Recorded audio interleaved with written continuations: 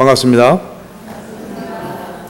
자, 합장들 하시고 발보리심개송 하겠습니다. 어머니이신 일체 생명들이 항상 평안하고 행복하기를 바라며 이들을 돕기 위해서 완전한 깨달음을 얻겠습니다. 자, 더울 때 누구나 힘들죠. 더울 때는 누구나 힘든데 이제 불쾌지수도 올라가고 짜증도 나고 그렇지 않습니까? 그럴 때 한 번 정도는 마음을 돌이켜 볼 줄 알아야 됩니다. 그 마음을 돌이켜 본다는 게 굉장히 중요합니다. 수행에 있어서는 아주 중요한 부분입니다. 정말로 지금 이렇게 짜증나고 괴로운 것이 정말 더위 때문인지 아니면 더위에 대한 나의 생각 때문인지 그것을 한번 곰곰이 생각을 해보셔야 됩니다. 날씨가 예를 들어 한 33도, 4도 올라가고 습도가 한 80% 생각만 해도 끔찍하죠. 생각만 해도 생각 안 하면 안 끔찍하죠. 생각을 하니까 끔찍한 거죠 지금. 그거 잘 생각해 또 그것도 또 생각해 봐야 되네. 잘 생각해 봐야 됩니다. 만약에 근데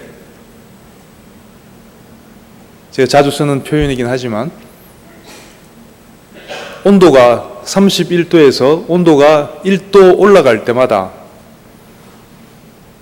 누가 내 통장에 100만 원씩 넣어준다 그러면 얼마나 좋겠습니까? 그때부터는 절대 짜증 안 나겠죠. 한 40도 50도 됐으면 좋겠죠. 그죠? 그렇잖아요. 1도 올라갈 때마다 100만 원씩 준다는데 실제로 뭐 100만 원은 아니지만 저 옛날에 봉암사 선원에 있을 때 그 한여름에 되게 더워요. 거기도 바로 옆에 또 계곡이 있어서 굉장히 습도도 높고 굉장히 여름에는 참 힘든 점이 있습니다. 근데 거기가 원래 그 정해진 게 30도가 넘으면은 낮에는 자율중진이에요. 꼭 큰 방에만 앉아 있으면 힘들기 때문에 자율중진이라는 건 이제 큰 방에 있으실 분은 있으시고 좀 시원한 데 가서 하실 분들은 하시고 좀 자유롭게 그 시간은 자유롭게 좀 정진하시라는 얘기거든요. 그러면 30도 넘는 게 얼마나 기다려지든지 보통 그러면은 가서 이제 좀 차담 그러니까 간식도 먹고 이렇게 계곡에 산책도 하고 그렇게들 많이 하거든요. 그러니까 그때는 30도 넘는다는 말이 전혀 짜증나지 않고 기다려졌었던 적이 있습니다. 마찬가지로 똑같이 30도가 넘는데 어떨 때는 조건에 따라서 짜증이 나고 불쾌하기도 하고 어떨 때는 기다려지고 기분이 좋아지고 행복해질 수도 있습니다. 100만 원씩 준다면 뭐 40도, 50도 더우면 더울수록 더 좋을 거 아니에요. 그래서 그러면은 덥다는 것 자체가 더위 자체는 괴로운 걸까요? 행복한 걸까요? 더위 그 자체가 더위 자체에 괴롭고 행복한 게 있습니까? 그 더위 자체는 괴로운 것도 아니고 행복한 것도 아니죠. 그 괴롭다, 즐겁다는 것은 뭐에 달려 있습니까? 그 조건에 대해서 내가 어떻게 받아들이느냐, 어떤 마음으로 받아들이느냐에 따라서 전적으로 달려 있죠. 그렇지 않습니까? 그리고 내가 기왕이면은 30도가 넘어서 짜증을 계속 내고 있으면은 그게 건강에 좋겠습니까? 안 좋겠습니까? 건강에도 도움이 안 되겠죠. 스트레스 쌓이니까. 근데 30도 넘으니까 자율중진해서 좋고 100만 원 들어와서 좋다 이런 마음으로 더위를 맞이한다면은 그 사람은 스트레스가 안 쌓이겠죠. 오히려 기분이 좋아지겠죠. 더워질 때. 그러면은 건강에 더 도움이 되겠죠. 몸이 더 건강해지겠죠. 기분이 엔돌핀이 나오니까. 똑같은 조건인데도 다르죠. 어떻게 반응하느냐, 어떻게 받아들이느냐에 따라서 즐거움이 될 수도 있고 괴로움이 될 수 있습니다. 우리가 보통 스트레스 쌓인다고 하는데 똑같습니다. 신우이가 이제 올케로 바꾸기로 했습니다. 올케가 나를 자꾸 스트레스 받게 만들어. 요번 달에는 올케하고 다음 달부터는 신우이 할게요. 자꾸 제사 지내는데 미리 좀 그게 신경도 안 쓰고 아예 자꾸 잔소리만 해대고 얼마나 그 얄밉게 나를 괴롭힙니까? 스트레스 받게 만듭니까? 짜증 나잖아요. 몸에서 또 몸도 자꾸 아파지고 스트레스 받으니까. 그런데 한편 마음을 돌이켜 보면요, 그렇게 나를 괴롭혀 주는 사람이 없으면, 그 스트레스 받게 만드는 사람이 없으면요, 내가 가지고 있는 아상이란 것은 내가 옳다, 내가 잘났다, 내 말대로 해야 된다 라고 하는 이런 게 다 아상입니다. 내가 가지고 있는 아상을 스스로 자각할 수 있는 방법이 없어요. 뭔가 누가 내 뜻에 맞지 않게, 내 뜻에 거슬리게 행동을 해줘야지, 나한테 그렇게 행동을 해줬을 때 내가 스트레스를 받을 수가 있는 거잖아요. 그럴 때는 일단 상대를 탓하기 이전에 내 안에 또 이런 아집이 있구나, 나만이 옳다라고 하는 뭔가 아집이 나한테 있구나, 이걸 자각을 푸득하면은, 그렇게 됐을 때는 나를 괴롭히는 그 상대방은 바로 선지식이 되는 거죠. 불보살이 되고 선지식이 되는 거죠. 그래서 저번에도 한번 말씀드렸지만, 그래 나를 스트레스 받게 만들고 열받게 만드는 사람이야말로 나를 공부시켜주는 보살이다. 그래서 그걸 역행보살이라고 말씀드렸었죠. 그래서 기도할 때도 나무 역행보살 그렇게, 왜냐하면 실제로 내 눈앞에 실제로 내려와 있는 보살이잖아요. 저 내 눈에 보이지 않는 관세음보살님만 보살님이 아니고, 그 관세음보살님이 실제로 화연을 해서 지금 내 눈앞에 나타나 있는 거잖아요. 그럼 그 내 눈앞에 있는 부처님, 보살님부터 내가 기도를 하고 감사하게 해야지. 거기 놔두고 내가 계속 저 원수처럼 생각하고, 그렇게 하면서 절에 가서는 그 다른 저 눈에 안 보이는 보살님한테만 자꾸 기도하고, 그렇게 하면은 그게 법이 안 맞는 거죠. 눈앞에 있는 불보살을 알아보고 눈앞에 있는 불보살에게 기도를 하는 게 진정한 기도가 되는 겁니다. 그래서 항상 날씨가 덥든지, 날씨뿐만 아니죠, 모든 조건, 우리가 살아가면서 뭔가 마음이 불편해지는, 스트레스 쌓이는, 짜증나는 그런 상황들을 많이 만날 수 있습니다. 그런 매 순간순간이 우리가 바로 마음을 돌이켜서 우리의 업장, 우리의 아집을 내려놓을 수 있는 공부 기회다. 그런 마음을 가진다면 이 세상에 불보살 아닌 사람이 없고 부처님 아닌 사람이 없게 되는 겁니다. 그렇게 돼야지 되는 거지, 내가 존경하는 사람, 내가 귀의하는 사람 따로 있고, 또 내가 이쪽에는 또 내가 미워하는 사람, 싫어하는 사람 따로 있고 하면, 그거는 아직까지 진짜로 기도하는 사람이라고는 할 수가 없습니다. 옛날에 인도에 어떤 마을 이름은 이제 잊어버렸는데, 마을에 되게 이제 지혜로운 사람이 한 사람이 있었다고 그래요. 도인이겠죠. 이제 옆에 다른 마을에 살던 누군가가 하루는 찾아온 거예요. 찾아와서 뭘 물어보냐면은, 자기가 이 동네로 이사를 오고 싶은데, 이 동네 사람들이 상태가 어떻냐, 쉽게 말하면 이 동네는 어떤 사람들이 살고 있느냐. 좋은 사람들이 많으면 자기가 올 것이고, 안 좋은 사람들이 많으면 안 올 것이다, 그 이야기죠. 이 동네에는 어떤 사람들이 주로 살고 있습니까?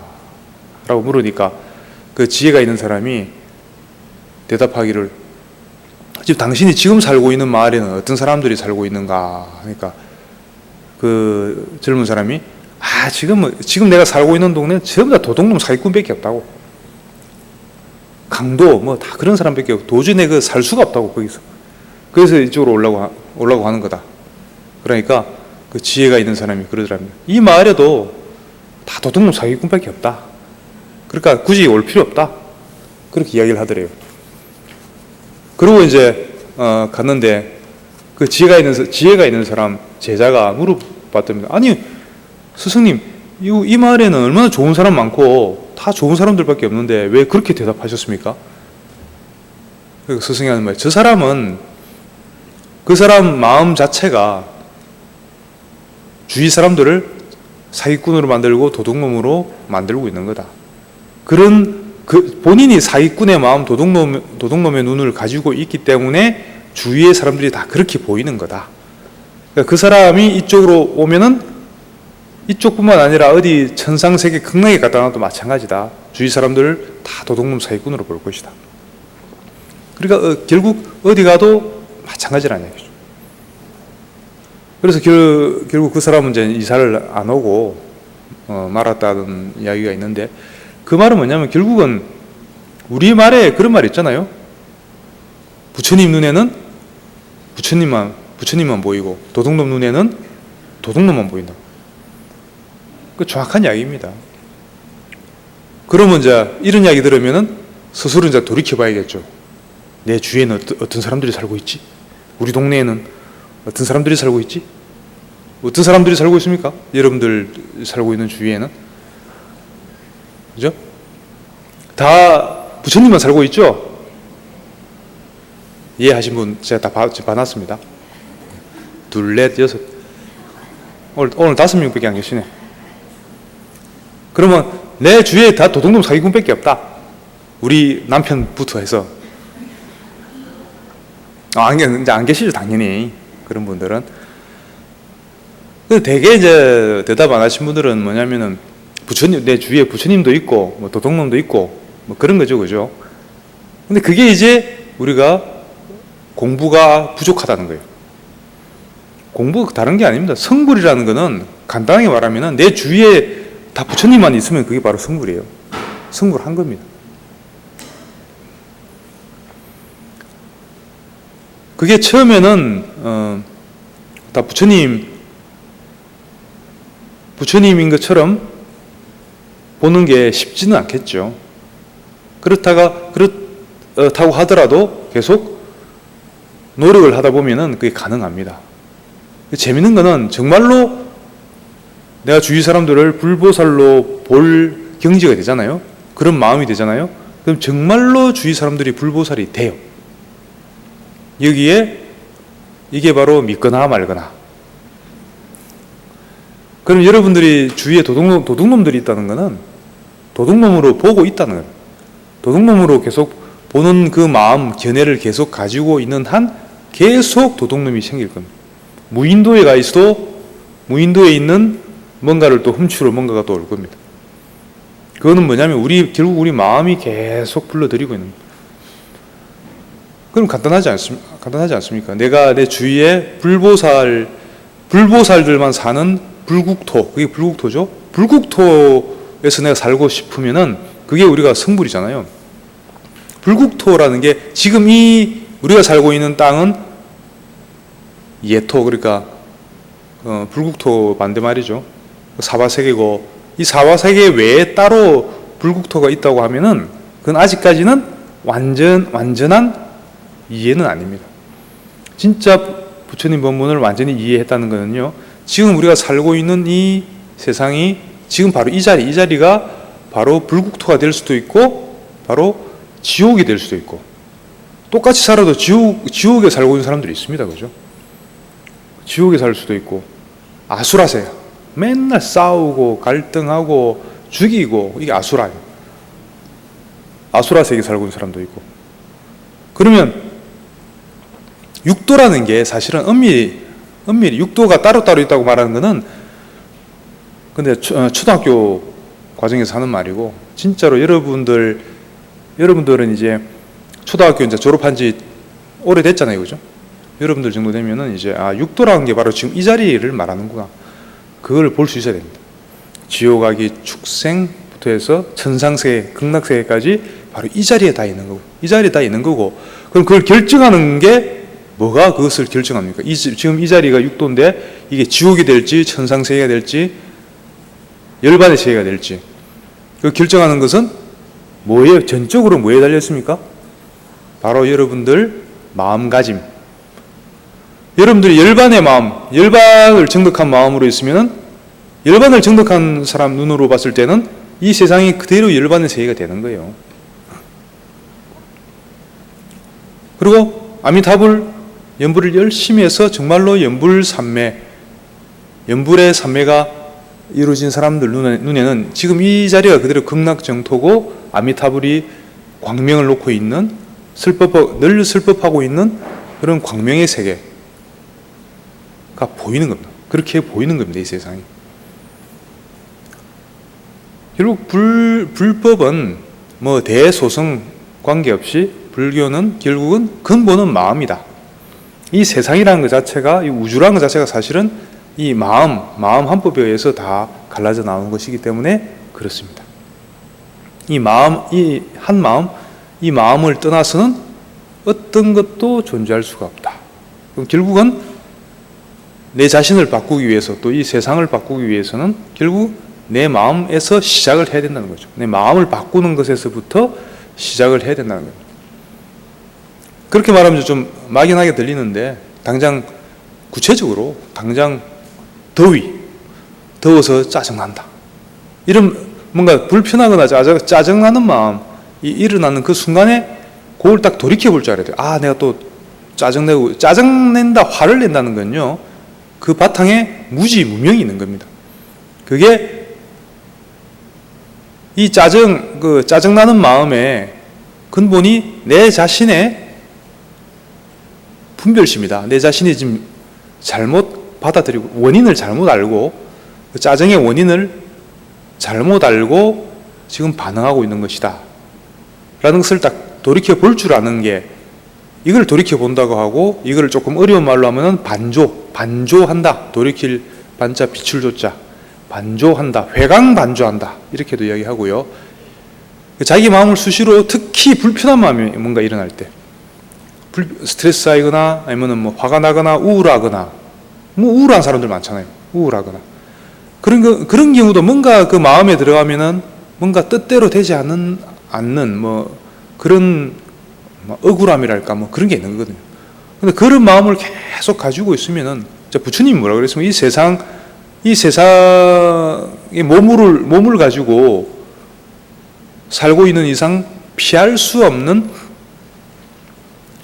고통이 있는데, 그게 팔고, 생로병사부터 해서 팔고 아닙니까? 그 중에 하나가 구하지만 뜻대로 되지 않는 고통이 있다고 그랬잖아요.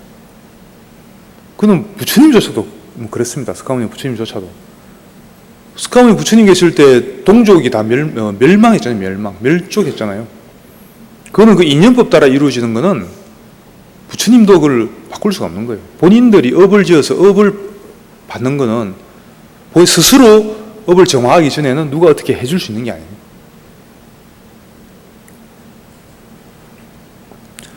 그래서 특히 불편한 마음이 일어날 때 그 원인을 바로 보는 거예요. 그 원인을 본인의 마음 속에서 딱 볼 수 있을 때, 그것을 우리가 반야라고 해요. 반야. 그래서 원인을 자기 마음에서 보지 않고, 그러니까 반조하지 않고, 그 대상, 더위라든지 신우이나 옳게, 저것 때문에 내가 괴롭다, 저것 때문에 내가 힘들다, 이거죠. 저것 때문에 내가 스트레스 쌓여서 죽겠다. 그러면 그 상대방의 그 모든 원인을 돌리는 걸 우리가 무명 이렇게 이야기하는 거예요. 그 순간에 딱 한 생각 돌이켜서, 내가 또 뭔가 분별심을 내고 있구나, 내 마음에서 또 고통을 스스로 만들어내고 있구나 라고 딱 돌이켜 볼 수 있는 것을 우리가 반야, 지혜, 이렇게 이야기하는 거예요. 그게 엄밀히 말하면은 그 사람이 불자냐 불자가 아니냐, 그것을 구분하는 기준이 바로 반조를 할 수 있느냐? 반조를 할 수 없느냐? 그 반조를 할 수 없다는 건 대상의 모든 탓을 하고 책임을 돌려버린다는 것이죠. 그게 바로 무명이다. 그것을 아시고요. 이 더울 때 항상 더울수록 짜증나는 마음 내지 마시고 푹 빠지지 마시고 그런 걸 통해서 그런 경계, 그런 바깥으로 오는 그 조건들 여러 가지 그런 주위 환경들 그런 것을 우리가 경계라고 해요. 경계, 바깥 경계. 경계에서 분별심을 내지 말라고 옛날 선지식들이 고고정량하게 말씀하셨지 않습니까? 경계에 분별심을 낸다는 건요, 이제 이게 좋다, 싫다, 옳다, 그러다 이런 걸 하면서 스스로 막 그 마음을, 불편한 마음을 만들어내는 거죠. 그 화라든지 짜증이라든지 그런 불편한 마음은요, 곰곰이 한번 생각해 보세요. 상대방이 만들어주는 게 아닙니다. 내가 내 스스로 만들어내는 것이. 그렇잖아요. 아까 뭐 더위하고 100만 원 이야기 했지만 결국은 똑같은 조건인데도 반응이 완전히 다르잖아요. 그거는 내 스스로 어떻게 받아들이느냐, 어떤 마음으로 반응하느냐에 따라서 그게 달려있는 것이지 절대로 상대방한테 있는 게 아니라는 거예요. 첫째로 그걸 알아야 되죠. 원인은 내 마음에 있다. 그렇기 때문에 우리가 해탈할 수 있는 거죠. 원인이 상대방한테 있는 거면은 상대방한테 달려있는 거고, 그러면은 영원히 해탈할 길이 없죠. 상대방이 해탈 안 시켜주면은. 근데 원인이 나한테 있기 때문에 해탈할 수 있는 거죠. 그러면 내가 컨트롤할 수 있잖아요. 나한테 있는 거니까. 칼자루는 내가 지고 있는 거니까. 내가 스트레스 받을지 계속 행복할지 평온할지 그거는 전적으로 그 컨트롤 하는 거는 내가 하고 있기 때문에 그게 가능해지는 거죠. 해탈할 수 있는 겁니다. 자, 그래서 그는 이제 반야의 바깥 경계에 대해서 항상 반야의 삶을 살아야 된다는 말씀이고요. 다시 또 조금 더 진도를 나가면요. 자, 그럼 우리가 발보리심도 했고, 반야는, 지혜는요, 항상 우리가 공부한 사람들은 그 수준에 따라서 처음부터 끝까지 계속 우리가 놓치지 말아야 될 것이 바로 반야예요. 그 괴로움의 원인을 탁 짚어내고 볼 수 있는 이 반야는 계속 함께 가야 되는 거고, 이거는 어떨 때는 하고 어떨 때는 안 해도 되는 게 아니에요. 반야는 항상 모든 우리가 기도를 하든지 일상생활을 하든지 항상 함께 가야 되는 게 바로 이 반야지혜입니다. 그럼 이게 이제 점점 깊어지겠죠. 반야지혜도 좀 깊어지고 더 넓어지고 힘이 점점 생기게 되겠죠. 그래서 반야의 삶을, 보리심을 내고 반야의 삶을 살아가는 그 이야기를 하고 있는 거죠. 그럼 이제 조금 더 한 걸음 나갔어요. 그럼 불자들이 보리심을 냈을 때, 그리고 반야의 삶을 살면서, 그럼 또 첫째로 공부를 해 나가는데 뭐에 또 의지를 해야 될까? 이건 좀 기본적인 이야기를 제가 계속 말씀드리는 겁니다. 무엇에 의지해야 되냐면은, 당연한 얘기죠. 우리가 무엇에 의지해서 기도하고 수행 정진해야 됩니까? 누구에 의지해서? 불법승, 삼보. 당연한 얘기 아니죠. 그럼 왜 이런 말씀드리냐면은, 부처님께, 오늘도 뭐 삼기하고 다 하셨잖아요. 부처님께 귀의를 해야 되죠. 부처님만이 내가 가지고 있는 모든 괴로움을 부처님의 가르침만이 그것을 없앨 수 있고, 내가 영원한 기쁨, 영원한 행복의 세계인 해탈의 세계에서 살 수 있게 만들어주는 것은 바로 부처님과 부처님 법, 그리고 그것을 가르치는 스님들 이라는 것을 확실히 믿고 거기에 딱 고정해서 귀의를 하셔야지, 귀의하는 마음이 흔들리면 안 되겠죠. 귀의하는 마음이 흔들린다는 건 뭘까요? 나 부처님께 귀의합니다, 모든 것을 내가 의지하고 수행정진하겠습니다 해놓고 집안에 뭐 조금 우환이 좀 생기면 어디 쫓아가죠? 무슨 장군 잘 본다는데 뭐 그런데 또 이 자리는 없겠죠. 물론 그런 사람들이 4명이네 4명 한번 호기심에 가보는 거야. 뭐 나쁘지 않죠. 이제 역학적으로 이렇게 자기 사주나 이런 거 한번 뭐 어디서 보는 거는 뭐 보시고 참고하는 정도는 괜찮습니다. 괜찮은데 뭐 또 이상한 데 가서 또 뭐 무슨 뭐가 씌었으니 뭐 제사 뭐 천도제 지내라 그래. 그것도 이렇게 뭐 한 돈 1,000만 원 뭐 1억씩 내고 좀 약간 이상하게 이렇게 그걸 또 푸는 데가 있잖아요. 그런 데 가서 괜히 저기 하지 마시고, 귀의한다는 건요, 부처님께, 불보살님들께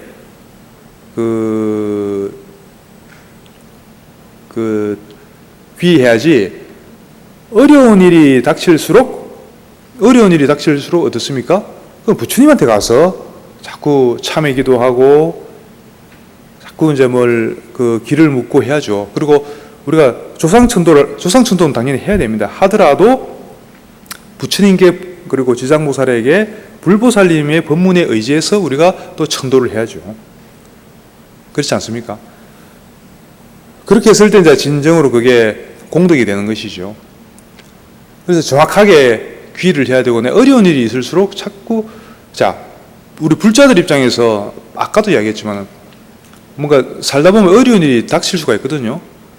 제일 근본적으로 반야를 통해서 극복을 해야 되지만, 당장 뭔가 거리에 나앉게 생겼다든지 큰일이 닥쳤을 때 있잖아요. 그런 경우에는 어떻게 딱 생각을 해야 되냐면은, 불자냐 불자가 아니냐 구분하는 기준 중에 제일 중요한 게 바로 업을 믿느냐 믿지 않느냐. 업이라는 것은 바로 인과를 믿는다는 이야기죠. 인과를 믿는다는 건 뭐죠? 무슨 얘기입니까? 지금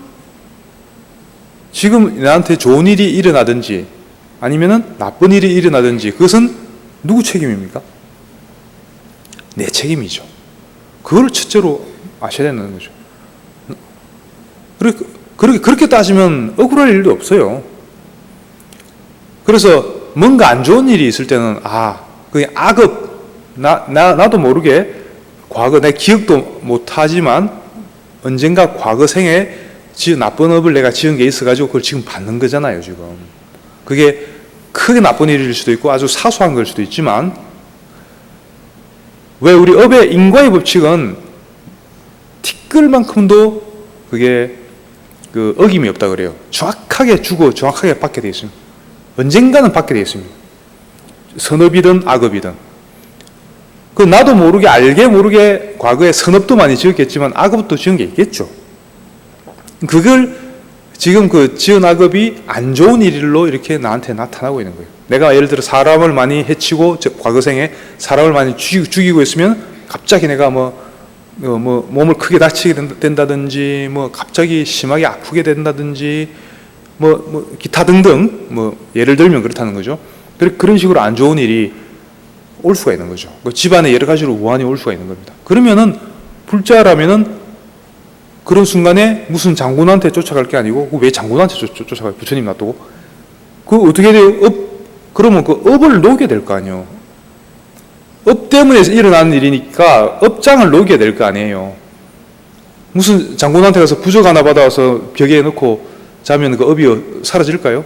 절대 안 사라지죠. 그런 식으로 업이라는 게 그렇게 사라지는 게 아니죠. 내가 지은 업은 내가 스스로 참회해서 없애는 수밖에 없습니다. 그는 부처님도 없애줄 수 있는 게 아니에요. 업은 스스로 없애야 되는 거예요. 그럼 당연히 업장 참회를 하면 되죠. 안 좋은 일이 있을 때는 열심히 참회 기도하고 발버리심 참회 기도를 해서 순간적으로 마음이 정화가 되잖아요. 깨끗해지잖아요. 그 상태에서 보리심을 내면은, 보리심은 선업을 크게 일으키는, 정장시키는 또 작용을 해요. 보리심의 마음. 우리가 처음 시작할 때 발보리심 계속 했잖아요. 그런 마음을 일으키면요, 선업이 크게 정장이 됩니다. 그리고 물론 그것에 의해서 또 행동을 해야 되겠죠. 그럼 신구의 삼업으로 악업을 참회하고 선업을 정장시키게 되는 그런 원리가 되는 거죠. 그래서 철저 불자라면은 인과법을 믿어야 되는 거고, 그러면 인과가 분명하기 때문에 쉬워지잖아요. 그다음부터 쉽잖아요. 설사 내가 당장 급하게 안 좋은 일이 있다 하더라도 그건 내가 알게 모르게 지어놓은 악업 때문에 또 이런 일들이 생기는구나. 그럼 악업 뭔지 몰라도 그 뻔하거든요. 그 악업이란 게 신구의 우리가 시박 참여할 시박 중에 시박을 계속 그 중에 뭔가를 했다는 거죠. 그러니까 그게 그 악업이 돼서 나한테 부메랑처럼 돌아오는 거거든요. 그러면 시박 참여를 계속 하면 되는 겁니다. 시박 참여. 시박 참여 기본적으로 그런 시박 참여를 계속 하면서 그리고 또 한편으로는 또 선업을 증장하는 선업을 키우는 보리심 같은 마음을 계속 자비심, 사무량심 이런 걸 자꾸 내고 연부를 자꾸 하고요. 이렇게 해서 또 이제 뭐 봉사를 한다든지 해서 실제로 이제 몸으로도 선업을 짓고 이렇게 선업을 자꾸 올리고 악업을 참여하고 그러면 자연스럽게 이게 우리 업이 밝은 방향으로 바뀌게 되겠죠. 그러면 해결이 되게 됐습니다. 본인이 얼마나 간절하게 하느냐에 달려 있습니다. 한 몇 년 전에 어떤 좀 젊은 보살이 디자인 계통 뭐 디자인 행사 기획도 하고 디자인 쪽 일을 하는 사람인데 한 10년도 더 된 얘기이긴 하네요. 와서 하루는 저한테 그 사람들은 왜 어디서 일을 따서 일을 하고 돈을 받고 이런 식이기 때문에 고정된 일이 잘 없어요. 그래서 그 일이 없어가지고 계속 이제 놀고 있어서 걱정이 돼서 자기도 먹고 살아야 되는데 걱정이 된다고 저한테 하소연을 하길래 제가 제가 그때 구룡사 있을 때인데 문득 생각나는 게 우리 여러분들 앞에 있는 책 있잖아요. 법요집. 그걸 딱 해서 그 안에 보면 이산해연선사 발언문이 있어요. 이산해연선사 발언문이 그 내용이 정말 좋아요. 그 안에 짧으면서도 이산해연선사 발언문의 내용은 보면은 우리 대성 보살 보리심의 마음이 그대로 들어있는 게 이산해연선사 발언문이에요. 그래서 그거를 주면서 그냥 시간 날 때마다 읽어라. 차 안에도 가지고 다녀가면서 아침 저녁에 최소한 한 번씩은 꼭 읽고 소리 내서 읽어라. 그리고 또 차 안에서 수시로 마음이 불안하거나 답답하면 또 읽어라. 그랬더니 자기는 간절하니까 왜 이제 지푸라기라도 잡고 싶은 심정이 있잖아요. 그걸 했나 봐요. 그래도 다행이지 무슨 장군한테 안 가고 저한테 와갖고 그래가지고 이제 정법을 우리는 이렇게 항상 정법을 하는 게 제일 확실하고 제일 강력합니다. 해보시면 압니다. 그래서 보리심의 마음만큼 강력한 공덕을 순간적으로 큰 공덕을 만들어내는 그런 건 없어요. 그래서 해선사 발언문을 계속 하라 그랬더니 했나 봐요. 근데 한 2주인가 돼서 갑자기 막 흥분을 해가지고 저한테 쫓아온 거예요. 왜 갑자기 자기 어디서 제가 시킨 대로 열심히 했는데 어디서 이제 연락이 왔는데 그때 광주 비엔날레인가 어디 큰 행사하는데 거기 자기가 한 파트 디자인 쪽에 한 파트를 큰 파트 하나를 자기가 그 일을 맡게 됐다는 거예요. 그게 이제 여러 가지 의미가 있죠. 이제 돈도 돈이지만 그런 이제 명예가 또 생기는 거죠. 명성이 생기는 거죠. 우연찮게 원래 자기한테 넘어올 수 있는 일이 아닌데 그런 거 있지 않습니까? 누가 다른 사람 갔다가 그 사람이 뭐 다른 사정으로 중도에 하차하게 돼서 갑자기 자기한테 급하게 연락이 와가지고 자기가 얼떨결에 떠맡게 됐다는 거죠. 그렇게 해서 이제 그 일을 해서 맡아서 나중에는 근데 좀 그 사람도 그건 성공했는데 그러고 나서도 그걸 안 했는가 봐. 계속 해야 되는데 그게 이제 사람들 함정이라 뭐 좀 되는 것 같으면 또 안 해버려. 그럼 또 그게 좀 잘 가다가 또 그게 항상 일이란 건 하루아침에도 그 상황이 확 바뀔 수 있습니다. 완전 부도나기 직전에 있다가도 갑자기 기사회생할 수도 있고 이게 또 실제로 제가 상담한 사람 중에 있었던 일이죠. 실제로 같은 방법으로 회사가 갑자기 이렇게 엄청나게 급성장하는 것도 그런 것도 봤습니다. 똑같은 방법으로. 그러다가 또 사람의 심리가 자기가 뭐 당장 길거리 나앉게 생겼고 먹고 살기 힘들 것 같고 내일 당장 먹을 거 걱정해야 되고 이런 상황이면 뭘 하거든요. 하라 하고 하는데 이제 조금 돈이 좀 들어오고 좀 잘 풀 같으면 안 해버려. 그러면 또 어떻게 될까요? 그게 또 영원히 계속 잘 되진 않겠죠. 하는 일이. 마음을 또 방심을 하면요. 또 어느 순간부터 슬슬 마가 든다 그러잖아. 꼬이기 시작해. 뭐가 자꾸 사고가 일어나고 뭐가 캔슬되고 뭐 소송이 걸리고 이러면서 점점 이제 또 꼬이기 시작해서 다시 또 원점으로 돌아가 버리죠. 그래서 우리 그 세간사 이 세상에서 살아가는 원리는 사실은 간단합니다. 인과법 하나만 알면 됩니다. 그럼 내가 돈도 많이 벌고, 누구는 그렇잖아요. 돈도 많이 벌고 굉장히 이렇게 성공한 삶을 살고 싶잖아요. 우리 세속에서. 또 부처님도 그렇게 하라고 하셨어요. 스님들한테나 무소유 말씀하셨지. 제가자들은 돈도 많이 벌고, 그래서 그것을 단순히 이제 깨끗하게 돈을 벌라 그랬죠. 그래서 저축도 많이 하고, 초기 경전 보면 어떤 이야기까지 나오냐면 돈을 많이 벌면 몇 프로는 저축하고, 몇 프로는 어디 투자를 하고, 몇 프로는 자기 마누라한테 뭐 폐물 같은 거 좀 많이 사주라고. 왜냐면 여자들이 그런 거 좋아한다고 하면서. 부처님 그런 이야기까지 하는 게 나와요. 그러니까 돈을 이제 많이 벌고 하는 건 얼마든지 좋습니다. 근데 그걸 철저하게 이것도 우리 정법에 의거해서 업의 원리에 의거해서 하면 그 틀림없이 될 수가 있고요. 그렇게 했을 때 먹히는 거고, 그건 임시방편이 아니죠. 뭐 부적 쓰고 이런 게 아니고, 자기 업을 잘 참여해서 업을 잘 정화를 시켜서 그 결과로 돈도 많이 벌고 성공할 수 있는 거는 그런 원리가 있습니다. 그렇게 하고 싶으면은 업을 잘 정화하면요, 보리심을 자꾸 내고 마음을 자꾸 밝게 크고 밝은 마음을 자꾸 가지고 하면은, 그런 마음에는 자꾸 또 그런 인연들이 오게 되어 있습니다. 좋은 인연들이 오고, 그러면은 사업을 해도 잘 풀리고 학업을 해도 성취하고 이런 게 이제 가능해지는 거죠. 우리 제가자들은 그게 굉장히 중요하지 않습니까? 그래서 불교를 하면요, 다 잘 되고 성공하고 해야 됩니다. 그게 안 되면은, 만약에 그게 안 되면은 조금 본인이 뭔가 지금 불교를 지금 잘못 이해하고 있는 거라고 보시면 돼요. 근데 이제 이런 건 있죠. 내가 그런 능력이 있는데도 우리 옛날에 열반하신 법정 스님께서 하신 말씀 중에 선택적 가난이라는 게 있거든요. 나는 이게 능력은 되지만 나는 그래서 청빈하게 무소유로 살 것이다. 이래가지고 그렇게 살 수는 있죠. 그거는 이제 예를 들어 아무것도 안 가지고 정말 거지처럼 살 수도 있죠.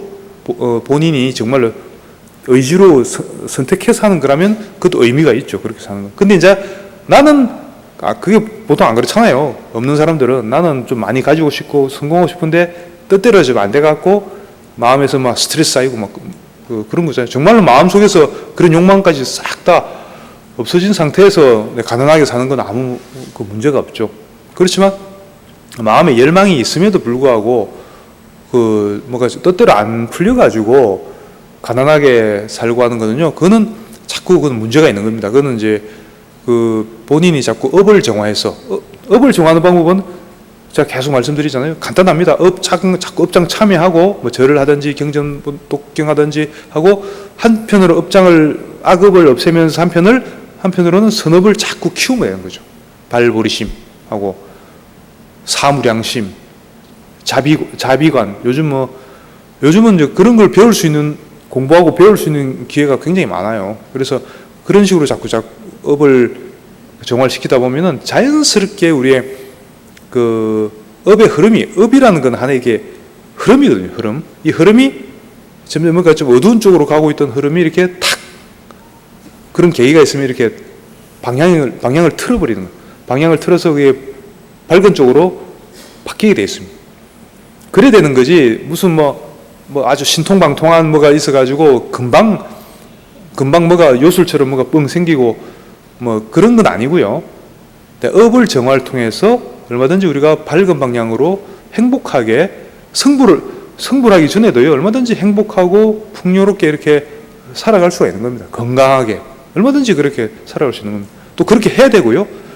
근데 이제 스스로 생각했을 때 그런 부분들이 좀 약한 것 같다. 나는 이제 몸도 좀 지금 뭔가 좀 많이 불편한 데도 많고, 그리고 여러 가지로 경제 사정이라든지 이런 게 뭔가 하고 만족스럽지 못하고 이런 게 있으면요, 자꾸 그럴수록 열심히 기도를 하셔야 됩니다. 기도를 하는데 예를 들어 로또 하나 걸리게 해주십시오 이렇게 하면 안 되겠죠.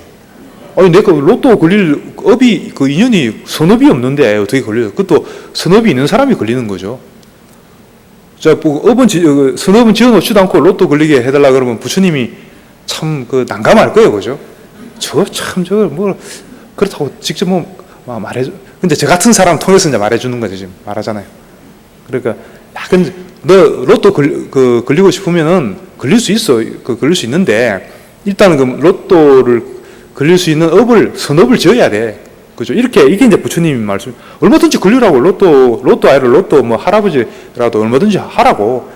부처님이 그런 거 하지 말라고 말씀 안 하셨습니다. 그렇게 하시되 원리를 잘 알고 항상 그 밝은 마음을 자꾸 가지다 보면 얼마든지 가능하고. 재밌는 거는 밝은 마음만 긍정적인 마음만 가지려고 하면 잘 안 돼요.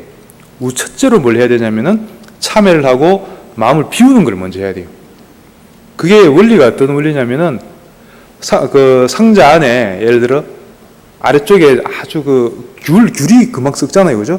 썩은 귤들이 막 있는데 밑에 막 꽉 차 있는데 그 위에 그 싱싱한 귤 막 넣어 놓으면은 금방 이렇게 같이 썩어버리죠. 그 싱싱한 귤을 잘 보존하려면은 우선 어떻게 해야 되죠?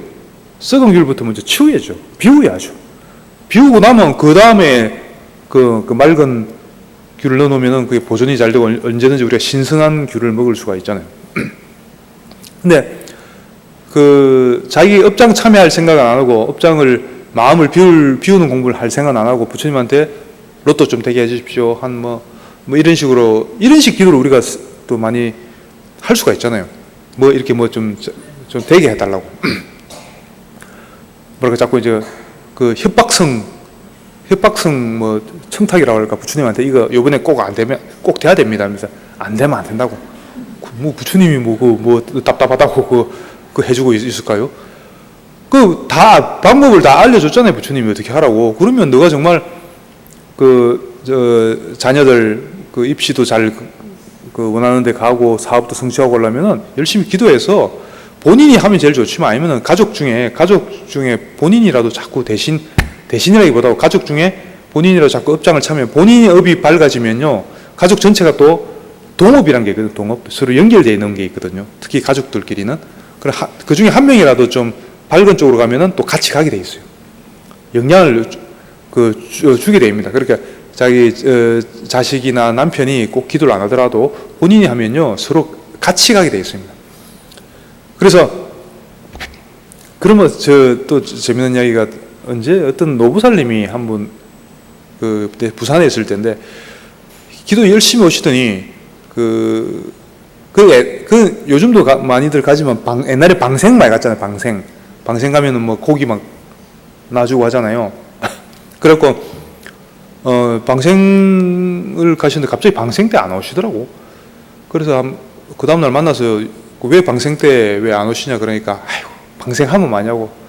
우리 아들이 가서 또 낚시한다고 가서 또 고기 낚시해 갖고 있는데 아들은 낚시하고 있고 자기는 또 가서 방생하고 있고 그거 뭐 하는 짓이냐고 뭐 그렇게 말씀하시더라고. 그럼 그렇다 하더라도 아들이 낚시를 하면은 더더욱 그렇게 가서 방생하셔야 될 거 아니냐고 제가 그렇게 말씀드렸죠. 그러니까 그 중에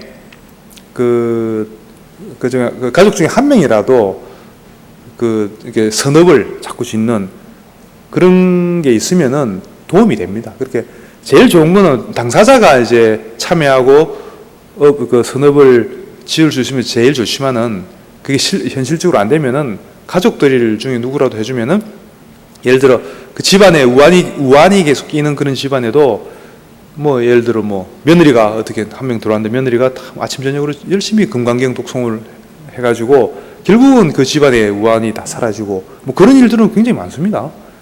근데 이제 또 잘못 들어오면 또 반대의 경우도 생기죠.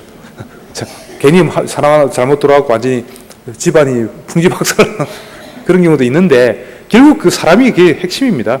그리고 그 중에 누가 조금 이렇게 못난 사람이 있어서 예법하지 못한 방향으로 가더라도 그러면은 다른 사람이라도 또 포기하지 말고 계속 정법으로 정법과 사법이 이렇게 서로 만나면 결국은 당장은 사법이 이기는 것처럼 보이지만 결국은 정법이 이기게 돼 있습니다.